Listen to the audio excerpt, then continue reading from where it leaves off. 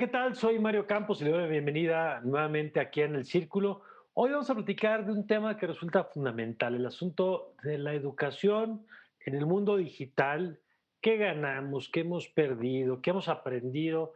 ¿Qué llegó para quedarse en estos modelos digitales o mixtos? Lo vamos a estar revisando con nuestras invitadas y déjenme presentarle en primer lugar a Jessica Andrade. Ella es licenciada en Pedagogía. ¿Qué tal, Jessica? Hola, buenas tardes, buenos días. Qué gusto platicar contigo, Jessica, y con Romina Rivielo, que ella es experta también en ciudadanía digital. ¿Qué tal, Romina? ¿Qué tal? Buenos días, mucho gusto estar con ustedes. Igualmente, un gusto poder platicar con las dos. Y yo empezaría, Jessica, por preguntarte, pues ya llevamos un año en este asunto de estar la educación a distancia, lo que parecía una cosa temporal, pues sí, sí es temporal porque algún día se acabará, nada más que ya se alargó más de lo que quizá en algún momento imaginábamos. Y yo quisiera preguntarte sobre los efectos a la distancia ya del tiempo que hemos llevado. ¿Qué ha significado esta educación en donde nos tuvimos que alejar de lo físico para llevarlo, en algunos casos, a la televisión, pero en este caso al tema de lo digital y la educación a distancia, como lo estamos haciendo ahora en esta conversación? Bueno, los efectos han sido fuertes para los niños, a lo mejor, porque pues no tienes esta interacción, ¿no? Esta interacción se ha dado por medio de las pantallas. Los niños van aprendiendo a manejar estas tecnologías que no lo usaban, todo era presencial Ujú. y pues bueno, se ha perdido a lo mejor el apapacho que tiene el maestro con los niños, ¿no? Esta interacción que pues les da sostenimiento, que les ayuda muchísimo a su formación, pues ahorita se está perdiendo. Vamos a decir que algo bueno es el apoyo de los padres, ¿no? Que siempre están ahí, que los apoyan, los ven en alguno de los casos y pues bueno, hay que irnos adaptando, ¿no? A estas De acuerdo. circunstancias o vivir. Y obviamente vamos a estar hablando de las bondades y de la realidad, ¿no? No descalificar, digamos. Pero yo sí quisiera nada más, Jessica, antes de pasar con Romina, entender qué es lo que nos daba también esta educación presencial, ahorita que hablabas del apapacho, el acompañamiento del maestro, lo que significa en términos de socialización también el proceso de la escuela, como espacio donde aprendemos a resolver, a hacer amistades, evidentemente, pero también a resolver conflictos, ¿no? Y a desarrollar habilidades sociales, porque son fundamentales y que en el espacio físico normalmente adquirimos. Exacto, nos ayuda muchísimo estar en presencial porque, bueno, vemos esta interacción que tienen los niños, aprenden a regularse, aprenden a socializar, aprenden muchísimas cosas que estando en casa no lo hacen. Um, ¿Qué más aprenden? Pues lo que te decía, ¿no? Este apapacho, este sostenimiento que los profesores les dan a los alumnos es pues indispensable, muchas veces en casa no lo tienen y su refugio es la escuela. Ujú. Ahorita que no está, pues el impacto para ellos es fuertísimo en algunos casos, ¿no? En otros a lo mejor se ven beneficiados, De acuerdo. pero, pero sí es importante.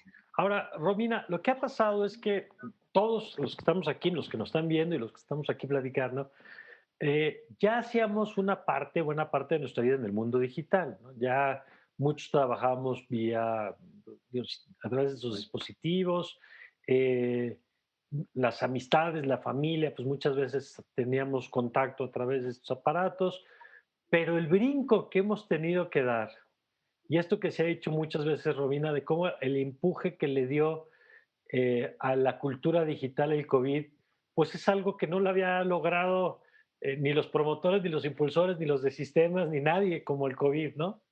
Claro, claro. Y yo creo que en ese sentido, una de las cosas que creo que resulta maravillosa es darnos esta capacidad de enfrentar los desafíos, ¿no?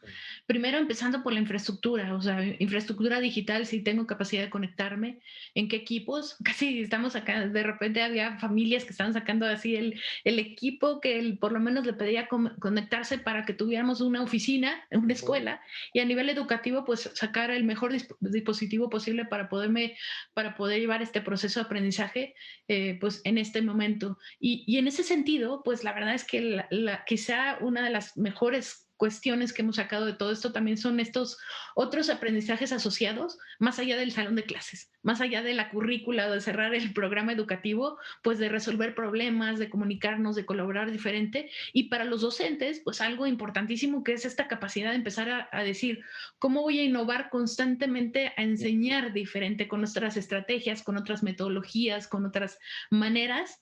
Al principio pensando en el cierre de año, al principio de la Ujú. pandemia, el objetivo era cómo cerramos, primero era cómo cerramos antes de Semana Santa, después cómo cerramos el cierre curricular, vamos rezagados a nivel curricular, ¿qué hacemos? Y hemos ido resolviendo, pues ahora es mirar hacia adelante y ver ahora cómo aprovechamos ese aprendizaje y construimos sobre él, ¿no?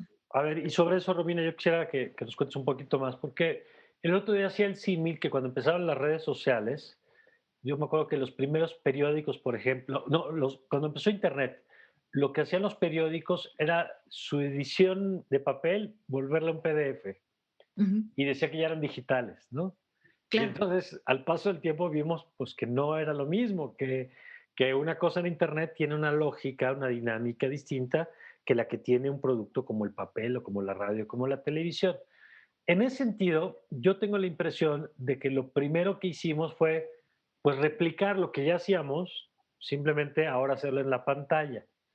¿Y qué hemos visto en este tiempo que es distinto? Que tú dirías, a ver, la educación en línea no es la educación con una camarita enfrente, sino que es otra cosa. ¿Qué sería esa otra cosa? Mira, básicamente a nivel teórico, yo te puedo decir que lo que estás diciendo es totalmente cierto. O sea, cuando tú quieres como digitalizar una experiencia educativa, el primer paso sí es sustituir, ¿no? Es yo, por ejemplo, el maestro cuando en la presencialidad, antes de COVID, pues lo que hacía es que impartía una clase, proyecta tal vez en el pizarrón, ponía una serie de conceptos, daba la clase y esa clase se exponía.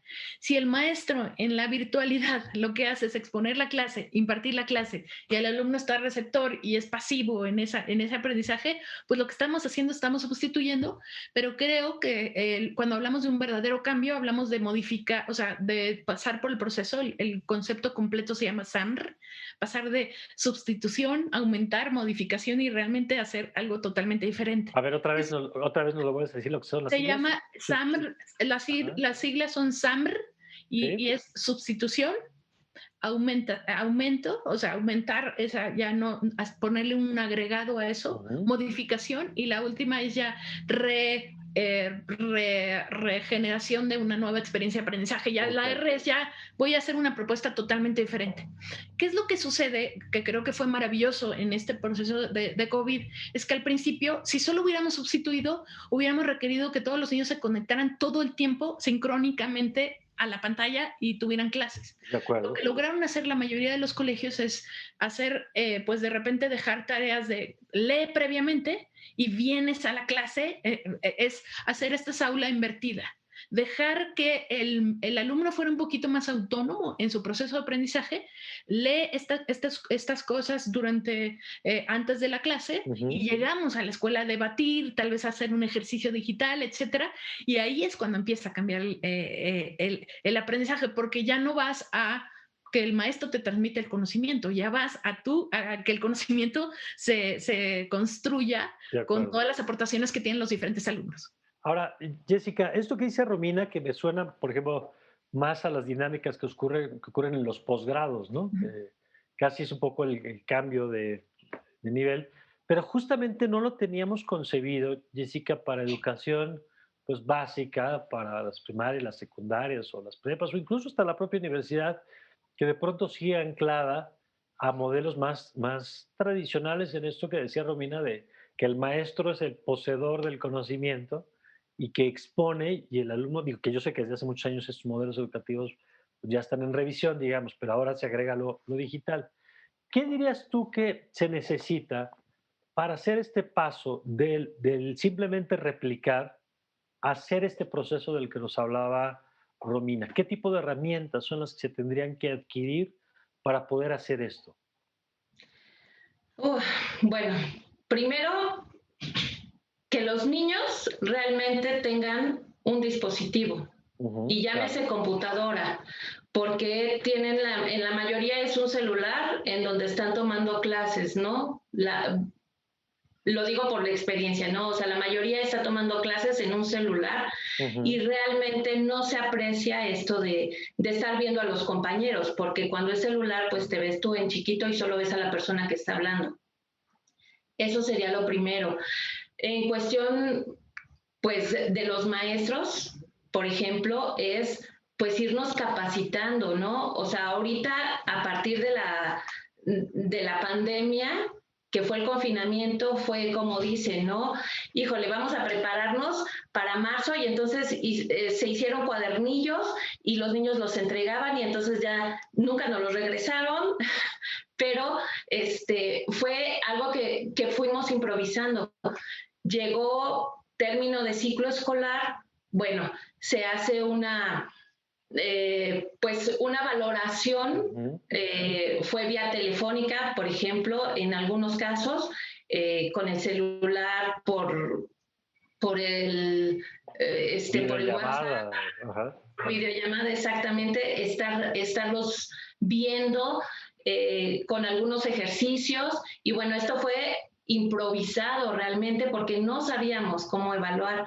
Posteriormente viene el periodo vacacional donde trataron de capacitar a todos los profesores en estas tecnologías y pues fuimos agarrando de todo, ¿no? El Classroom, el Teams, todo, ¿no? O sea, para poderles dar a los niños pues una mejor herramienta, ¿no? Y vamos aprendiendo, ¿no? En la marcha con todas estas tecnologías. De acuerdo. Y esto pasa también, Romina, y lo desarrollaremos un poquito más adelante, y otra es el cambio cultural. Por esto que tú explicabas de, yo me hago cargo de mi propia formación, Ujú. descentralizo al maestro o a la maestra del proceso. ¿Cómo se empuja esto cuando además no teníamos necesariamente las herramientas para ello? Mm, Pues yo lo que te diría, desde luego, este cambio cultural, como tú dices, como de mentalidad, de que todos lo veamos de manera diferente, pero ahí alineando, quizás sumando un poco a lo que nos decía, a lo que escuchamos hace unos momentos, pues sí capacitación, pero capacitación con metodologías diferentes.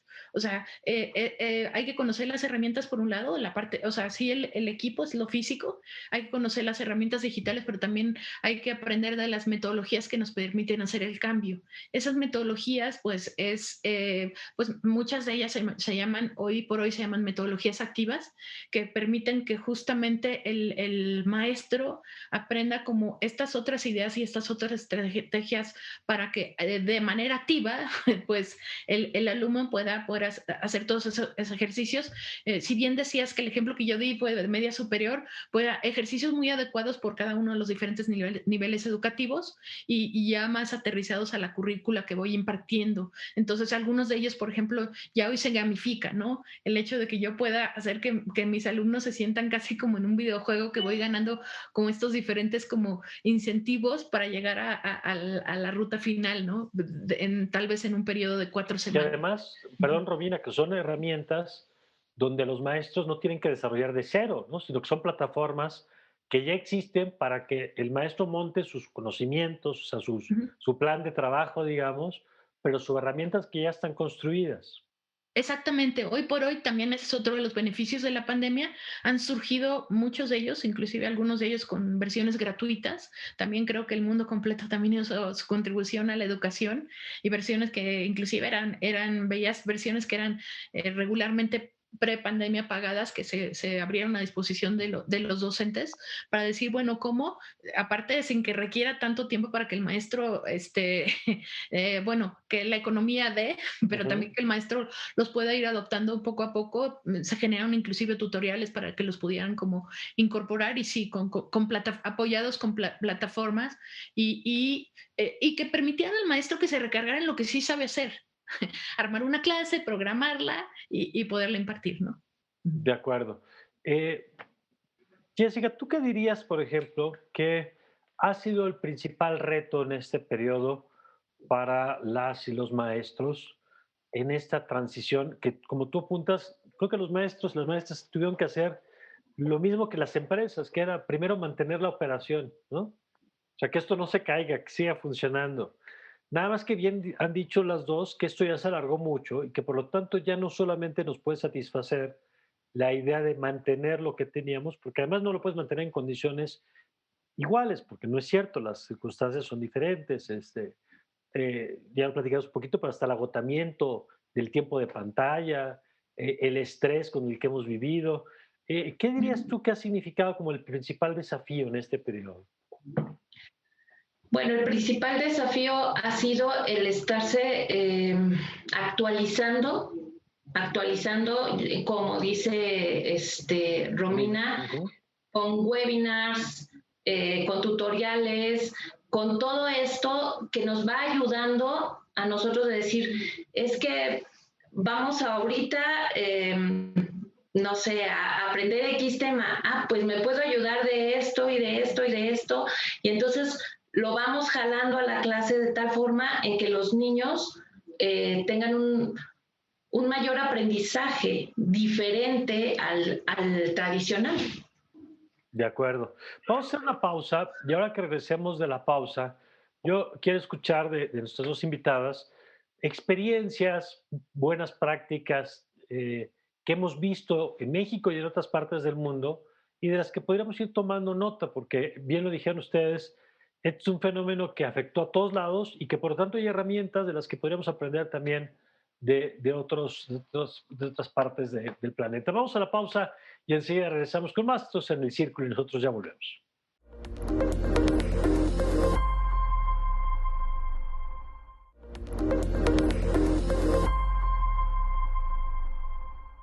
Ya estamos de regreso y a ver, Romina, yo quisiera que empecemos contigo. ¿Qué has visto de mejores prácticas? Porque es cierto que no todo el mundo ha enfrentado la pandemia igual. Hay algunos que regresaron más pronto a lo físico.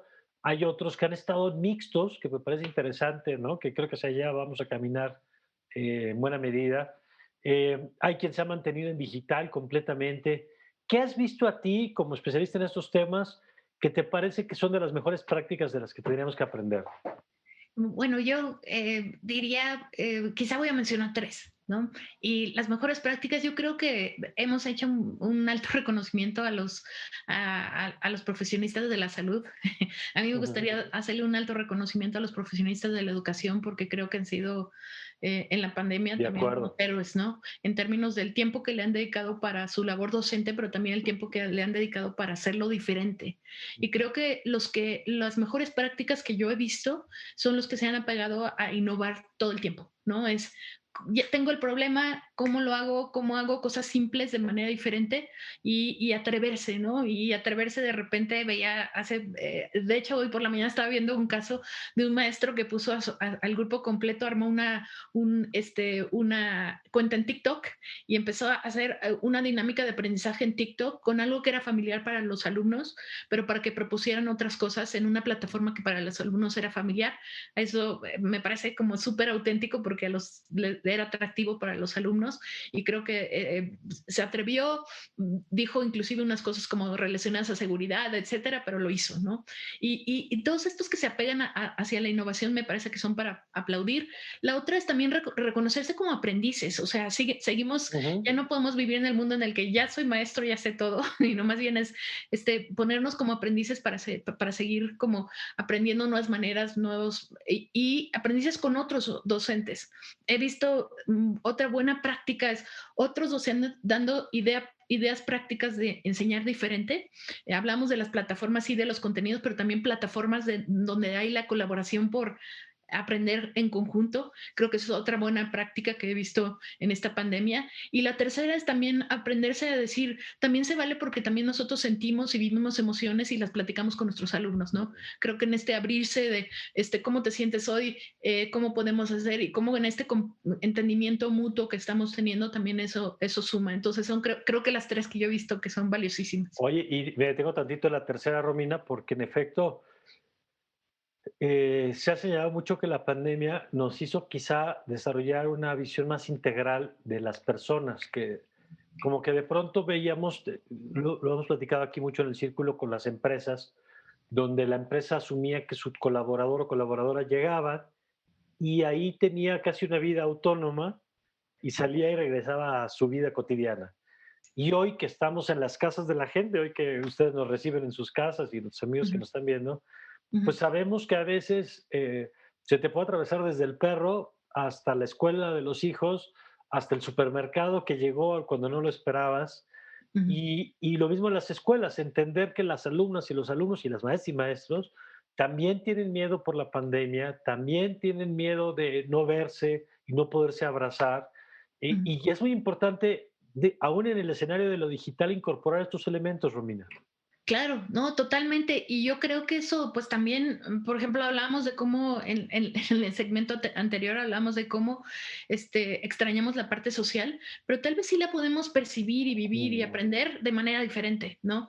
¿Qué más quisiéramos que lo aprendiéramos a través de la presencialidad en un abrazo? Vamos a llegar a eso, pero ahorita tal vez este tipo de prácticas también nos hace recordar que somos humanos, ¿no? Y este tipo de prácticas digo, hoy por hoy, si nos, y esta les digo una anécdota personal, ujú. yo le pregunté a mi hija que qué extrañaba de la escuela y lo que me dijo es, extraño ver la parte de atrás de las personas. Algo tan cotidiano y tan simple como eso, Tiene pero toda pues la razón. ya no lo vemos, ¿no?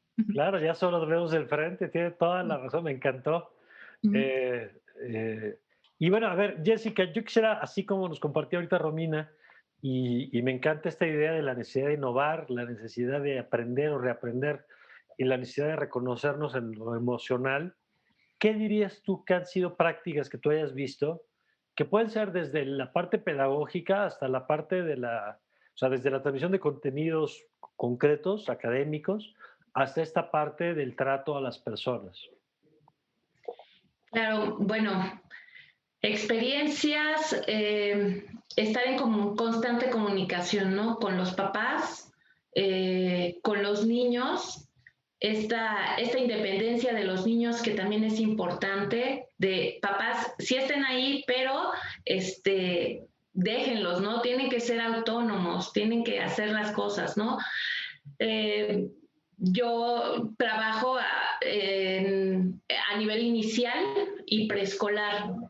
Entonces, hay muchas cosas que las dejan de lado en inicial, ¿no? O sea, toda esta cuestión de, pues es que ya lo leen y lo hacen y esto. Y cuando trabajas en inicial, no saben leer, no, muchas veces no hablan, ¿no? Cuando son lactantes. Y es al papá, ¿no? O sea, papá, apóyennos, ustedes son nuestros ojos, ustedes son, pues nuestra extensión, ¿no? Ustedes nos van a decir si van avanzando, si nosotros como maestros nos estamos equivocando, Mm. guíennos también, ¿no? O sea, nosotros por medio de la pantalla podemos ver algunas cosas, pero no todas. Y entonces, esta interacción de padres, maestros, creo que se ha fortalecido, es un beneficio, porque a lo mejor antes no lo veían los papás, ¿no? Iban, nos dejaban a los Claro. niños y se retiraban a su trabajo, regresaban y era lo mismo, ¿no? O sea, pues recogerlo y ya dormir al niño. Entonces, esta cuestión que están aprendiendo a ser papás, que estamos pues ayudando a los papás, es muy beneficioso, o sea, se están Oye, dando cuenta. y ahí, ¿cómo resolver, por ejemplo, que en tu experiencia y en lo que has visto, porque de por sí retener la atención de la gente, yo digo mucho que el bien más escaso de nuestro tiempo es la atención, Y todos estamos en ese negocio, ¿no? Los docentes, los periodistas, todos estamos en el negocio de la atención. Todos queremos que nos den un cachito de su tiempo. ¿Cómo lidiar, por ejemplo, primero, cuando tienes, en este caso, alumnas o alumnos tan pequeños y un formato, pues, que es tan complicado que es el digital? ¿Cómo administrar eso? ¿Qué lecciones hemos aprendido también en ese campo? Ay, pues bueno, ha sido muy, muy difícil porque es pues darle todas las instrucciones al papá y también decirle, no le vaya a dejar el celular porque son tan chiquitos que ellos no necesitan el celular, pero sí necesitan vernos. Y entonces ponga el celular en un lugar lejano donde él pueda vernos. Nos están escuchando y la verdad ha sido grandioso para nosotros el darnos cuenta en las clases virtuales que son de media hora Ujú, máximo, claro. que los niños ya nos reconocen, ¿no? O sea, ya cuando empezamos nosotros con el saludo y todo, ya se ponen atentos, están viendo y como dice, tiene uno que innovar con actividades para que ellos toquen, se muevan, pasa por debajo de la silla y cosas así. Entonces, sí es pues sí es importante todo esto que a veces dejamos de lado, ¿no? No, bueno, imagínate el reto, Romina, es extraordinario lo que están haciendo. Por eso me sumo al reconocimiento que asisto hace unos minutos a todas las personas que están en el campo de la educación. Y yo quisiera preguntarte por otro reto que ahí está también, que es este del agotamiento de la pantalla, porque pues la pantalla, digo, ya llevamos muchos años volviéndonos adictos a ella, cada vez pasamos más tiempo enganchados en nuestros aparatitos estos, Ujú. ahí socializamos, nos entretenemos, nos comunicamos, trabajamos, pero estamos cansados, francamente, de la pantallita también. Y hay hasta términos, ¿no? De este agotamiento del Zoom y de estas plataformas. ¿Cómo ves ese tema y cómo lidiar con estos fenómenos desde la perspectiva de la educación? Yo creo que una manera de abordarla es recuperar el significado de la pantalla. Y yo creo que es que estos momentos, y regreso al sincrónico y asincrónico a nivel educativo, es que los momentos en donde nos unamos, nos unamos para algo que realmente tiene un significado real para todos, ¿no? O sea, no es me voy a unir para escuchar tal vez una plática que tal vez no me engancha, o sea, tú hablas de la atención, o sea, que realmente me engancha es, no sé, yo el otro día veía un caso de una maestra de cuarto que se disfrazó porque iba a dar clase de historia y se disfrazó Ok, de la maestra de historia y entró en tono y les dijo a los maestros y a los alumnos y les dio personajes, etcétera, le dio un gran significado a la pantalla, al momento de pantalla claro. y los alumnos no se querían salir de clase. Entonces, yo sí creo que el reto que nos tenemos que plantar más, de decir cómo lo hacemos más aburrido, es cómo lo hacemos más significativo en términos de aprendizaje y cómo cada vez que tenemos el sincrónico y después también la parte de atrás como apoya para que esos momentos significativos en la parte de atrás, posiblemente esa maestra de historia les deja una gran tarea significativa en la parte de atrás para que reflexionen y la próxima clase vengan con la continuación de la historia y entonces ya de repente tienes 4 clases que los alumnos de verdad, así como están esperando posiblemente otras cosas de entretenimiento en casa, están esperando la clase. Creo que esa es la pregunta grande que nos tendríamos que estar haciendo, el significado de la pantalla y cómo la queremos recuperar, ¿no? Y me encanta además en eso que estás diciendo, pues la idea de que el proceso educativo no empieza cuando decimos hola, buenos días, ni termina cuando dicen nos vemos en la siguiente clase, sino el espacio del salón, sea virtual o presencial, como un eslabón más del proceso de formación y educación, ¿no?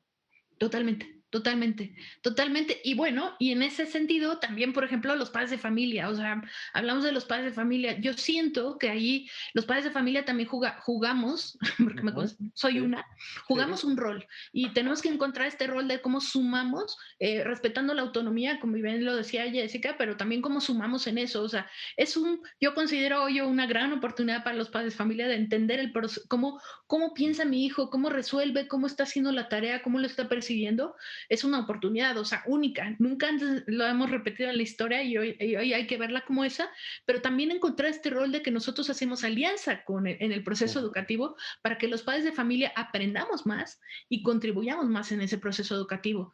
Estamos formando alumnos que después van a estar listos para estar en una sociedad. Y estamos hablando de la parte social, lo decías al principio. Ujú. Entonces también, pues, ¿quién es mejor que nosotros, los padres de familia, de conocer esa parte social y poderla como complementar? Nada más creo que es una cuestión de que encontremos bien el rol del padre de familia en este proceso. De acuerdo. Y en Ujú. ese sentido, a ver, yo quisiera, Jessica, siguiendo con esta línea que ustedes están planteando, sobre las nuevas habilidades que tenemos que adquirir y desarrollar. Eh, Empezaría, pues, si quieres, por las mamás y los papás, porque tú apuntabas, Jessica, por ejemplo, que los padres de pronto pues, estábamos como divorciados un poco de este proceso de formación, ¿no?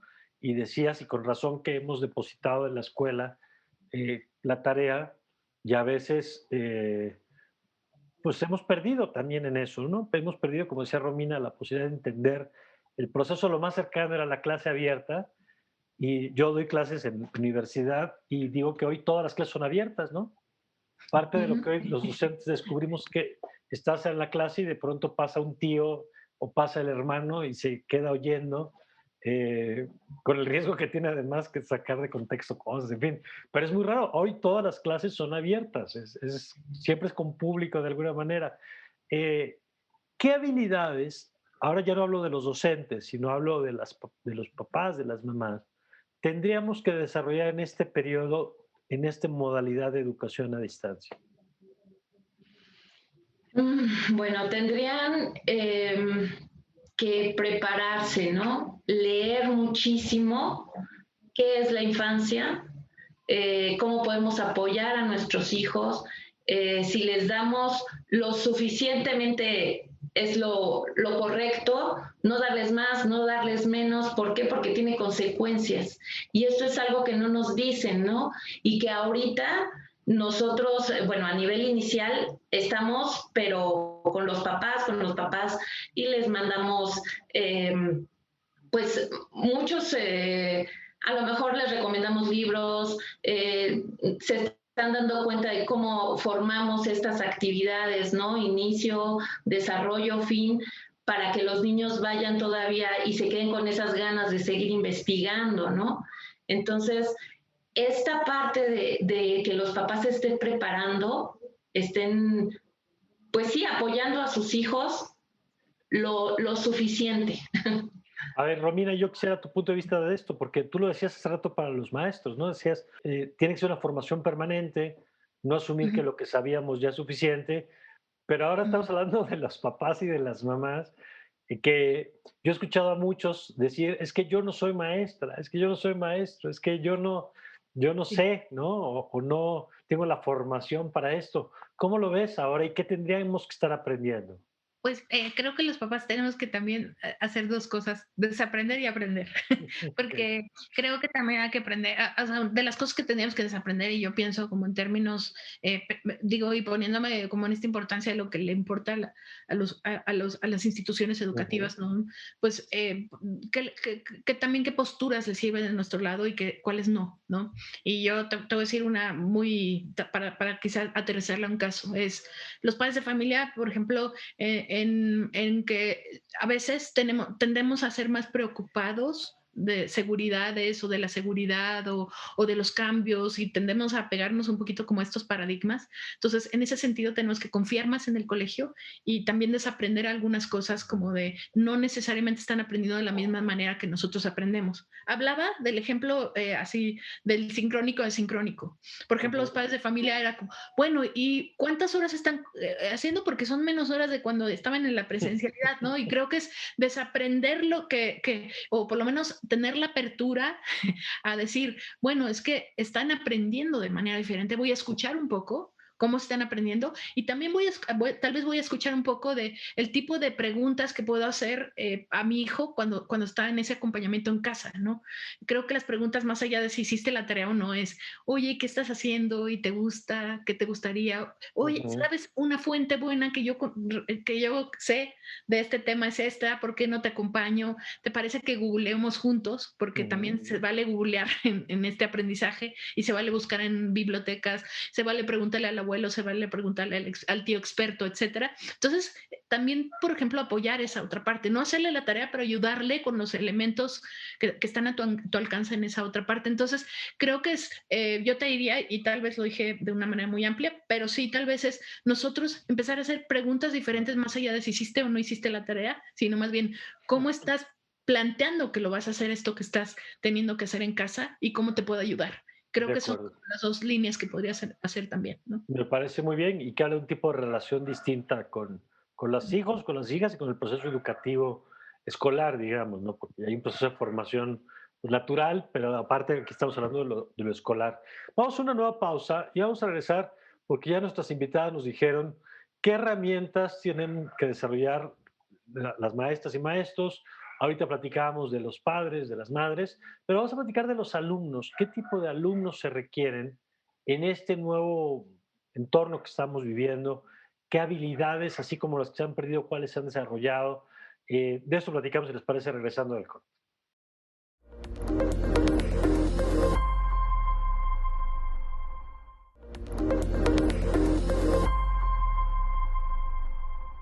Ya estamos de regreso y a ver, Jessica, en este programa en el que ustedes nos han estado ilustrando, pues desde los desafíos que viven las maestras, que me encanta como nos cuentas, sobre todo trabajando con los más chiquitos, que vaya reto que tienen. Si de por sí en vivo es impresionante lo que hacen, uno se vuelve loco con su hijo o su hija y ustedes de pronto trabajan con grupos de no sé cuántos y a todos los tienen perfectamente atentos, es extraordinaria la capacidad que tienen para hacerlo.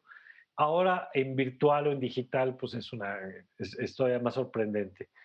¿Qué habilidades dirías tú que, la pregunta va en dos sentidos? Uno, ¿qué han desarrollado los niños y las niñas durante este periodo que no necesariamente habrían desarrollado en el mundo presencial?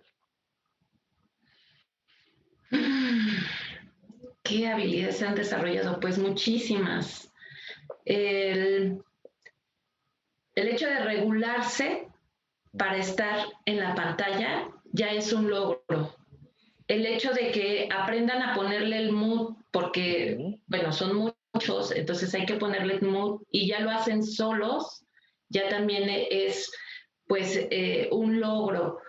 Han aprendido a buscar información, como decía, googlearla, esta parte, yo lo veo niños preescolares, ¿no? Ujú. Entonces, ellos han aprendido muchísimo y además ese ánimo y esa motivación que tienen al ver a la maestra y que, como dice, estamos brincando o estamos haciendo, pero ellos están animados, o sea, el hecho de que ya saben que viene la hora de la clase, Ujú. ya están listísimos. Esto pues obviamente también les sirve para regular todo el tiempo, ¿no? Decir, mamá, ya es hora, ya llegó al 5 y ya toca la clase, ¿no? Y entonces esto también a los niños les ha ayudado muchísimo, ¿no? Sí han tenido muchas habilidades.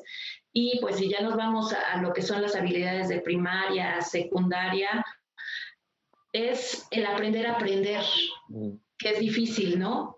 Hay veces que estábamos acostumbrados a, pues todo me lo va a dar el maestro, yo ya no tengo que buscar, o si tengo que buscar es mínimo, porque en la clase me lo van a dar. Y ahorita el aprender a aprender también es muy importante, algo que han adquirido muchos. De acuerdo. Romina, la misma pregunta.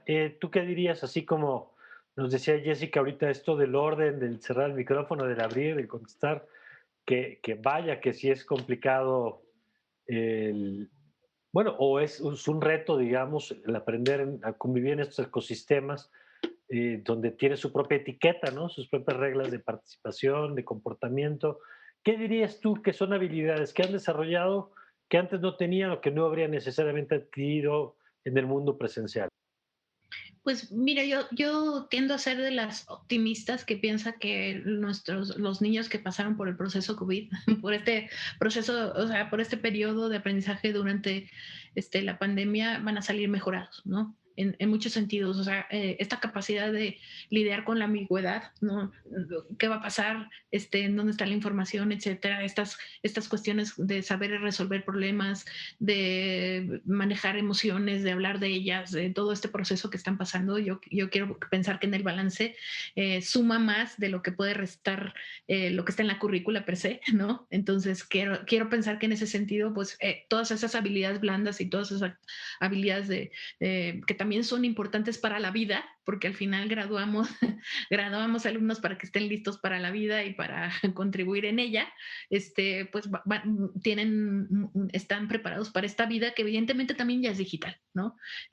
No nos podemos negar a eso. En ese sentido, pues también pensar que inclusive aunque cuando regresen a la presencialidad, van a regresar a una presencialidad diferente, porque ya están como otro nivel de madurez, de adopción de tecnología y van a estar usándola también de manera diferente y van a estar como también pensando diferente y van a estar renovados. Entonces, cada vez que hablamos de estos términos de nueva normalidad y de nuevo sentido, pues también ya los vamos a ver mucho más hacia el lado. Yo sí quiero pensar que todos de verdad ya estamos asumiendo que no podemos seguir enseñando a alumnos con mentalidad o con prácticas del pasado, sino mirar al futuro y con mentalidad y prácticas con miras al futuro y cómo los preparamos para lo que ya es evidente que es un mundo del siglo XXI y en donde las 5 competencias, la de creatividad, la de colaboración, la de pensamiento crítico, la de pensamiento computacional y la de criterio también es importante, ¿no? Entonces, todas estas creo que son habilidades del siglo XXI, colegios del siglo XXI, que muchos de esos inclusive se van a seguir renovando y redefiniendo como lo han hecho y van a meterse a todos a seguir como estas nuevas escuelas que están resurgiendo otra vez en otro momento, en otra situación, con otro entendimiento y pues quiero pensar que mucho más enriquecidas, ¿no? Oye, que vaya reto el que estás poniendo, porque una pregunta que ya alguna vez habíamos conversado es, había una pregunta recurrente si esto es un paréntesis o un parteaguas. Y si es un paréntesis, pues simplemente en lo que regresábamos a lo que estábamos, ¿no? Sí. O si es un parteaguas, pues sí hay un antes y un después. Y acabas de tocar un tema fundamental. ¿Tú sí crees, y ahorita volvamos con Jessica con su opinión, pero tú sí crees que la educación será, aunque regresáramos a lo presencial, tendría que ser o va a ser diferente a lo que teníamos antes? Pues sí, otra vez, porque tan solo porque la tecnología y el mundo está cambiando, o sea, si piensas que la tecnología es el impulsor de progreso para el mundo completo y la curva a través del tiempo se ha ido disparando como de manera exponencial y nuestra capacidad de aprenderla va mucho más Ujú. lento, más vale que nosotros como educación impulsemos al mundo. O sea, hemos hablado, y si volteas a ver del otro lado, porque estamos hablando de en dónde estamos hoy y lo que nos falta, pero si volteas a ver que nuestros alumnos o nuestros hijos y toda nuestra sociedad que hoy está en educación va a tener que saber programar, va a tener que hacer estos saltos cuánticos de poder hacer cosas, pues no podemos pretender que esto no es un paradigma. Esto es un paradigma que marca tendencia. No quiere decir que todos ya regresamos y ya estamos. Empieza a marcar tendencia que la mayoría ya nos vamos a ir moviendo hacia ella. Yo ¿Ya? sí creo que eso es lo que marca, ¿no? ¿Cómo ves ese tema, Jessica? Porque me parece que es un reto. Entiendo que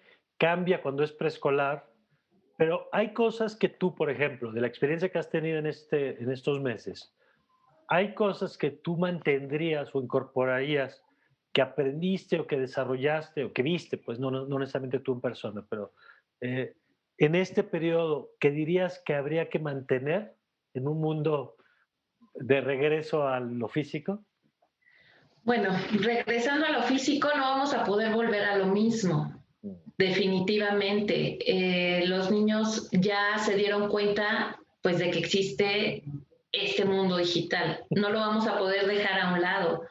Y si regresamos a presencial, no va a ser a lo mejor toda la jornada, va a ser media jornada y va a seguir siendo virtual por esta cuestión nuevamente de la pandemia.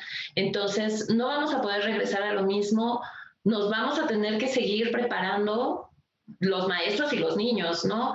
No vamos a poder volver a las mismas prácticas tradicionales, no se va a poder, o sea, tenemos que seguir innovando, querramos o no querramos, porque si no vamos a quedar fuera. Ok, pues vaya reto. Y yo quisiera, Romina, ir cerrando con un tema que tú, pues es uno de tus fuertes, y es, ya les pregunté hace rato sobre las habilidades que hemos desarrollado, Ujú, pero yo quisiera preguntarte sobre las que tú crees que deberíamos desarrollar. Y ujú, hablabas ahora de las cinco Cs, ¿no? ujú. Pero si yo te dijera, a ver, tres capacidades en particular que tú crees que son deseables desarrollar en este momento, además de las que ya has mencionado, de la capacidad de aprendizaje, etcétera, pero particularmente para los estudiantes, ¿cuáles serían esas habilidades que tú crees que tendríamos que apostar justamente para responder a un entorno digital? Porque a veces inferimos, por ejemplo, que porque son usuarios las saben utilizar, cosa que Ujú, no es cierto. Uno puede ser usuario de redes y ser rehén de las redes y ujú, volverse dependiente de ellas porque el uso no te habilita para tener un pensamiento crítico y reflexivo en automático, ¿no? Si no va ujú. acompañado de formación y de pensamiento crítico. Entonces, ¿qué habilidades o qué capacidades tendríamos que estar desarrollando en tu opinión?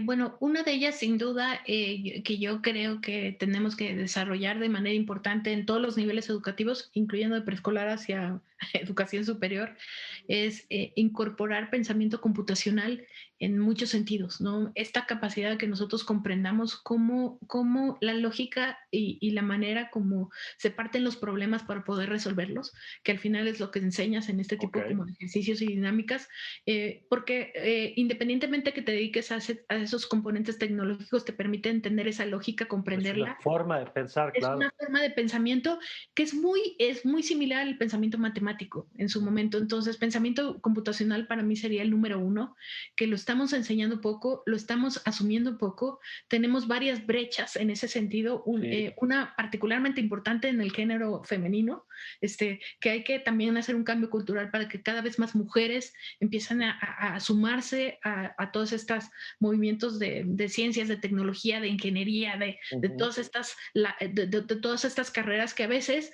desde chiquitas les damos una muñeca o les decimos que jueguen estos juegos por género, pero les ujú. tendríamos que decir que tienen esta capacidad de hacerlo y que cada vez tengamos más mujeres, porque inclusive los grupos de los hombres están diciendo que una mujer que piensa con la manera como puede aportar una mujer, pues suma favorablemente a ese ejercicio pues ya de las labores que requieren ingenierías y etcétera y tecnología, ¿no? Entonces, pensamiento computacional y ciudadanía digital, pero ciudadanía digital desde la educación, una ciudadanía digital que nos permite respetarnos y respetar a otros, aprender y aprender con otros y protegernos y proteger a otros. Serían los dos que yo creo que pondría en la mesa.